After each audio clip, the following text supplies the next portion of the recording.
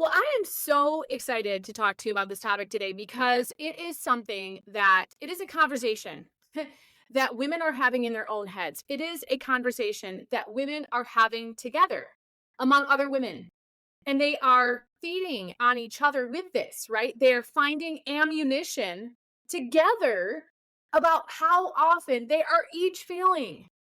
And we are stuck in this endless cycle of feeling like we are failing all of the time. And it does not serve us to do that at all. So I'm going to start by asking you some questions. We're going to identify the answers to those questions. And then I am going to help you unpack how to choose better. What are we going to do instead of continuing to have the conversation with ourselves about all the ways that we are failing? So let's dive in. Here's question number one. As your life coach, if you were to tell me you were failing, I would ask you, are you sabotaging your life? Or are there certain situations that you tell yourself you're failing with?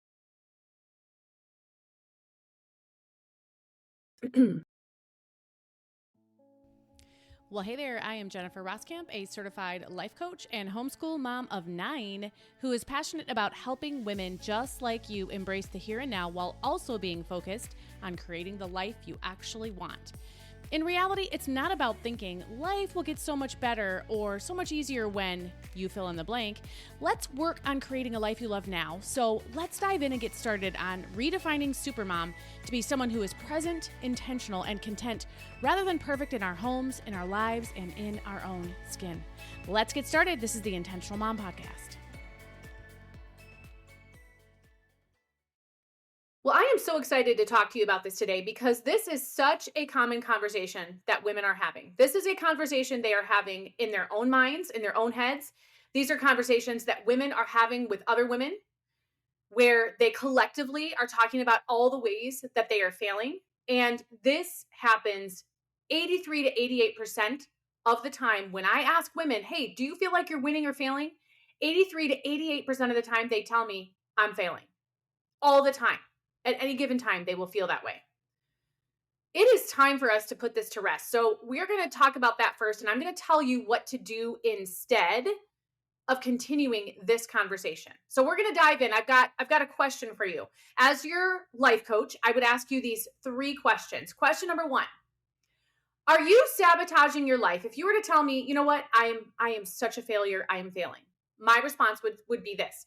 Are you sabotaging your life or certain situations that you tell yourself you're failing with? Are you actually sabotaging yourself here? Are you choosing to go at it and say, you know what, I'm going to totally mess this up. I'm going to try to handle this in the worst way possible. I want to 100% handle this the wrong way. Is that how you're approaching these things? And if your answer is no, which it's going to be, here's what you've got to know. You are doing the best you can with what you've got to give and with what you've got to work with. Life is full of seasons. We all have capacity, right? We have capacity with things like our time. We have emotional capacity. We have interaction capacity. Shout out to all the introverts out there. There's only so much peopling that we can do. There's only so much time that we have. There's only so much emotional bandwidth or brain bandwidth that we have all of the time. And the amount of these things that you have at any given situation, at any given time, these all play a role in what you've got to bring to any situation. So unless you were to tell me that you were intentionally sabotaging yourself in these situations, in these circumstances in which you tell me you would be failing, unless you are purposely signing up to fail, I'm going to tell you that I can tell you with certainty that you are doing the best you can with what you've got to give and what you've got to work with. Let that sink in, okay? Again, if you were to come to me and say, I'm failing and here's all the ways that I'm failing, my question number 2 to you would be this. Are you making it through each day? Are you making it through each day? Are you getting to the end of the day and you're just arriving there? I'm not asking what kind of shape you're in when you get there, but are you surviving each day? If the answer is yes, which I'm assuming it is because here you are, if the answer is yes, then you're not failing. The fact that you're even listening to this right now, the fact that you are even looking for information here tells me that you are always looking for ways, or that you are at this time looking for ways that you can do life better. That is huge. The truth that you need to recognize with this question and this reality is that life is not a pass fail. Again, life is a matter of doing what you can with the resources you have and the circumstances you have and the limitations that you have all the time. It's not a pass fail. As humans, we like to be black or white, but this is not the way that life is. Life is not just black and white. But in the terms of we're either passing or we're either failing. Those are typically the only way that we judge ourselves. And 83 to 88% of the women out there are judging themselves and giving themselves a failing grade at any given time. That's huge. So it's important to understand that life is not a pass fail and that you are doing it. You are making it. Each day is full of new opportunities to keep learning, to keep growing, and to change. We are constantly transforming, and we have the opportunity to constantly transform. You're here today learning something new. You're doing it. You are making it. Therefore, you are not failing, and you are proof of that. The third question I would ask you is this. Again, you come to me and tell me all the ways that you're failing. I would ask you, is what you're saying true? Are all the reasons that you're quote unquote failing true? Now, I realize this is a loaded question. If we were having a coaching session, I would quickly hop in there and let you know, look, this is a loaded question because here's what I know to be true. And I'm going to tell you right now, and now you will know it to be true.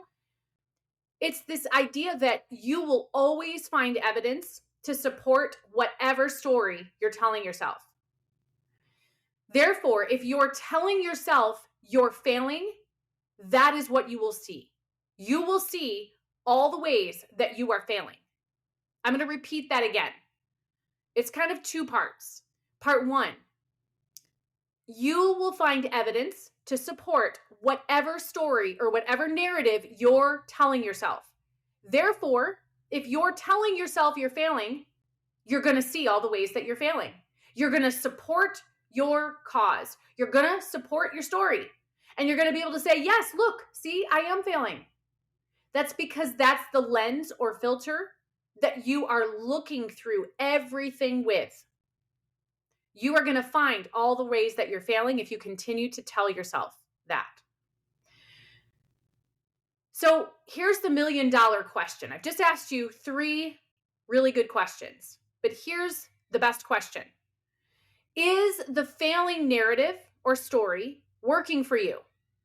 Is the story that you're failing working for you? What gains are you making because that's the narrative you're choosing? That was a mic drop moment there for a minute too, wasn't it? I'm going to repeat that again. The failing narrative is the one you're choosing. If you were to come to me, along with 83 to 88% of the women that I survey at any given time, and tell me that you're failing, I would tell you, you are choosing the narrative that you are failing. Ouch, right? That hurts. It's painfully true. It feels like a kick right in the gut, doesn't it? We don't feel like we're choosing it. There are many things that we wouldn't choose. There are many things that could be making life challenging, that could be making life hard. You could be in a season of extreme struggle. Those things are all true. But you are the one who is choosing to tell yourself that you are failing. So if I'm asking you, how is that serving you? How well is that working out for you, that failure narrative? And you would probably say, again, if you were being honest, yeah, that's not working really well for me. Okay, let's choose better. So let's choose better. Here's how to do that. Here's what to do instead of telling yourself you're failing. Okay. These are skills. I'm going to lay out 3 different pieces that are going to help you, 3 different ways that you're going to be able to, 3 different actions that you're going to be able to take that are going to help you choose better than failing. This is what you're going to do instead of continuing that narrative. This is how you're going to override the failing narrative. You're going to do these 3 things, okay? I teach this in my coaching community. I teach this in Accomplished Lifestyle. These 3 skills are things that we do in Accomplished Lifestyle. They are part of a skill that I teach right in the first month when everyone joins. They get this skill. It's a 2-part skill. We call them the bookends. There is a morning bookend and there is an evening bookend. And if you think about what bookends are, that would tell you very much what we do, what we use these tools for. It's a tool. These are tools that allow you to start your day with intention and end your day with intention. That's why they're called bookmarks, right? They're kind of everything that happens in your day is in the middle, but these are the bookmarks. This is the beginning. This marks the end. And we have intentional bookmarks here. Okay. So in our morning bookend, there's a few different skills that make up our morning bookend, but the one I'm going to focus on here is the skill that you need. This is part of the morning bookend, but it is huge. Here's the first thing you're going to do. As part of your morning routine, or as part of your wrap your brain around your day every morning, and this doesn't have to be time consuming. Again, if you want to change the failing narrative, you must do this. Instead of diving into your day without having done this one thing, ask yourself this question. What are 3 ways that I can win my day today? And I'm going to tell you exactly what to choose here and what not to choose. Well, I'm going to give you some parameters. I'm not going to tell you exactly what to choose, obviously. That's up to you to choose. But what is a win? You're going to choose 3 of them. Here's what a win is not. A win is not going to be, most likely, task related. You're not going to say, I'm going to clean out the car today. That's a win for me. I'm going to make sure I get all the laundry done. That's a win for me. You have all kinds of other places to write down your tasks and the things you need to do and the projects and all of that. Those things do not belong as part of your wins. Okay? Most times they are not going to be tasks. But here's what a win would be. A win will be something that you can get done relatively easy. It is when you think about doing that thing, there is low resistance. And I talked all about resistance in a previous episode. Make sure that you've checked that one out. Resistance essentially means everything that we do, there's always going to be an element of resistance. There's going to be a certain part when we think about doing a thing, there's going to be a certain level of pushback that we're going to experience where we say, oh, no, I don't want to do that. That's going to make me uncomfortable. That's going to be hard. I don't feel like doing that. I'm too tired. I'm too whatever, right? Those are all examples of what resistance looks like. It's that pushback. It's all the reasons you feel like you're not going to do something. A little bit of justifications, a little bit of excuses. But when you think about these wins, you don't have much of that at all. They feel like an easy yes. When you think about, you know what, I'm actually going to do this thing, it feels like a pretty easy yes. You are essentially saying to yourself, yep, you know what, I can do that. I'll do that, right? So a win has to be something that you feel little resistance to. A win needs to be something that doesn't take a whole lot of time. It's not this big, long, drawn-out thing. It's something that sometimes only takes a minute or 2. And if you have some of these shorter wins, super helpful. A win also needs to be something that you can complete within 2 to 3 hours of getting up in the day. So again, it has to be small enough, it has to be quick and easy enough that you're going to be able to get that win and all 3 of the wins that you choose done within 2 to 3 hours of getting up. Do you know how much different your day looks to you, the whole rest of the day, when you have crossed off 3 wins within 2 to 3 hours of getting up? Imagine how that changes that failing narrative to one of success, to one where you feel empowered, to one where you feel accomplished, to one where you feel valuable. So often we equate what we get done or don't get done, to whether or not we are valuable as people. We are so harsh with ourselves.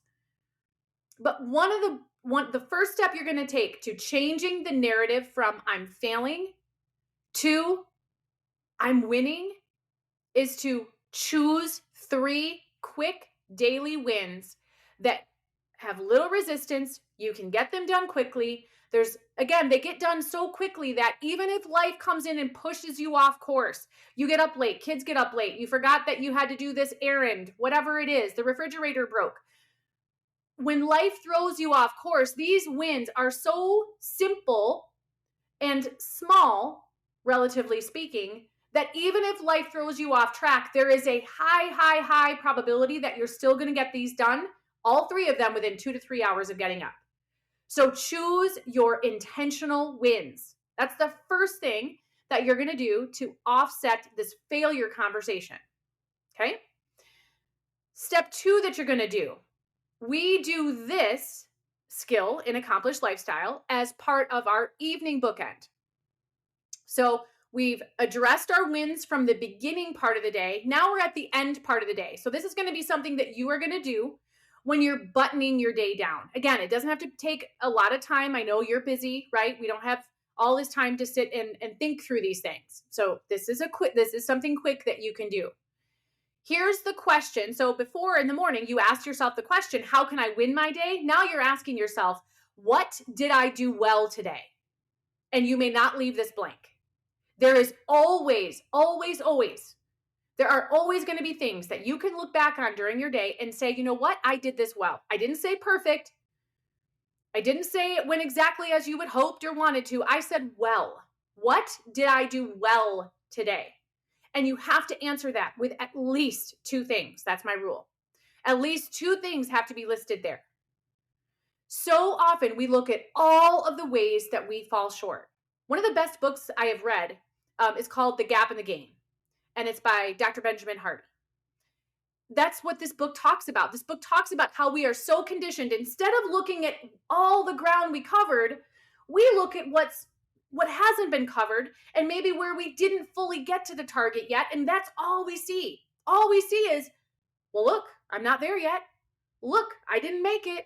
Look, you failed because here's this gap. No, let's look at all of that stuff that's back there. So every day, at the end of your day, as you're buttoning things down, doesn't have to take a lot of time. List 2 things. What did I do well today? That's step number 2. Step number 3 is something that I teach inside Accomplished Lifestyle also, and it's also part of our evening bookend. Ask yourself this question. I hope you're noticing a pattern. I hope you're noticing this pattern because you'll hear it with me a whole lot. I hope you're noticing this pattern that how to move yourself from the negative side of the equation to a more neutral side, or even better, the positive side, is to ask yourself questions. It's to change your thought process so that you're no longer dwelling in that negative thought process, but you're now in the positive thought process. It's always a wise thing to ask yourself questions. You have the answers. So often people come to me for the answers. I can help you uncover the answers. That's what I'm doing here. But I can only help you it's only valuable to you if I help you uncover the answers, if I help you uncover your own answers. I can't give you mine. That's always a real eye-opening conversation to have in it. And it's an ongoing conversation that I have with people I'm coaching. You don't want my answers. Trust me, my answers only work for me. But I can help you uncover your answers, the answers to your questions. How would you answer these questions? So I hope you're sensing that pattern, that especially with what we're talking about here today, but in so much of what I teach, questions are how we find the answers. Questions bring clarity. Write that one down. Questions bring clarity. So often we're looking for the quick fix answers. Just give me the right answers. If I give you answers, they're not going to fix the problem. This is where I talk about so often the difference between treating the symptoms and actually diagnosing the problem. My guess is if you're here and if you feel like you're failing, it's because pretty much all you've ever done is try to treat the symptoms. And that hasn't worked because it doesn't work. You have to uncover these answers in order to find the solutions that actually solve the problem and have a pretty high likelihood of it coming back. Because that happens too. If all we do is put a band aid on the symptoms, put a band aid on the situation, it's going to come back. Think about that in the medical world, right? So I hope you're sensing a theme in these questions. All right. That brings me to the third step to take. And of course, it's another question. And it is also a question that we ask as part of our evening bookend in Accomplished Lifestyle. And this is such a vital skill. These bookends, we come together every week as a community live and work on our bookends. We practice the skills of the morning bookend and the evening bookend because we know, having used these skills for months and years, some of us, we know the value that comes in starting your day well and ending your day well and talking about wins, which is what we're doing here. We know the value that comes in that, and I am so glad to be sharing that value here with you because it is huge. I have thousands of women who have come through this community and who are in this community who can attest to that. All right, so the third question, what will I try harder on tomorrow? What will I try harder on tomorrow? I like this question, and it's part of our evening bookend because we don't want to just give ourselves a free pass. There are things, I promise, that when you get to the end of the day, that you will be able to, with clarity, say, you know what? As I'm reflecting on my day to day, I know that I want to try harder on this or that. I don't know how it's going to turn out, but I know that I want to try harder on it. I know I've got more in me. I know that I can do my very best to improve on that one thing tomorrow over what I did today. I know that I did not give this thing my all today. And you know what? I want to try to give that thing my all tomorrow. And so, what will I try harder on tomorrow? Three powerful questions. Question number one, what would three wins, what are three intentional wins I'm going to knock out today before 2 to 3 hours have passed? What would those be? And how do I know what to choose here? This is a whole nother conversation. And again, we go into great detail in Accomplished Lifestyle where you actually learn this skill. But if you're wondering, what do I choose for wins? Think about focuses. What are you focusing on in your life right now? Not necessarily what are some goals, perhaps, but when you think about a focus, you're thinking about what am I trying to not lose sight of? What am I trying to make sure that I spend a little bit of time, a little bit of energy, a little bit of effort. I put a little bit of effort into this, doing this thing, achieving this thing, accomplishing this thing, working on this thing. I put some effort into that on a regular basis. Maybe that can help you choose your wins. What would some of those focuses be? But it's choosing three intentional wins every day. The second question comes at the end of your day. What did I do well today? And the third question also comes at the end of your day. What will I try harder on tomorrow? You do not need to keep telling yourself, and you should not keep telling yourself the story that you're failing. Of course, you will find evidence for it, though. If you would like to keep telling yourself that, by all means do. But I would suggest you also ask yourself how you're benefiting from that narrative. Make sure it's one worth telling yourself. Make sure that that story is one you actually want to tell. And if it's not one you want to tell, then I gave you 3 steps to take here. 3 really good questions that are going to help you pull yourself out of that. So that's what I have for you today. Mama, you are not failing. Here's how to help yourself move from that mindset to one that actually is serving you. Until we talk again, have an amazing day. That was pretty powerful, right? There was a few mic drop moments there, wasn't there? Right? The whole idea that you're choosing the narrative that you're telling yourself, you're choosing the story. And if you're telling yourself you're failing, you're actually choosing that. If that hurt a little bit, know that it was supposed to. But again, change happens when we seek the truth and when we take ownership of the truth and when we acknowledge this isn't what I want. And then we choose differently. We always have to choose differently if we want different results. So that's what I had for you today. If you found this helpful, you are going to love the mantras that we have for you. Make sure that you check the link down at the bottom to actually grab those mantras for yourself. There are 6 mantras for intentional moms. And no, you don't have to be a mom to find value in those mantras. They are for everyone. Well, in the next episode, I'm going to be back and we are going to talk about the huge lie that women believe and what you need to know instead. I will see you then. Bye-bye.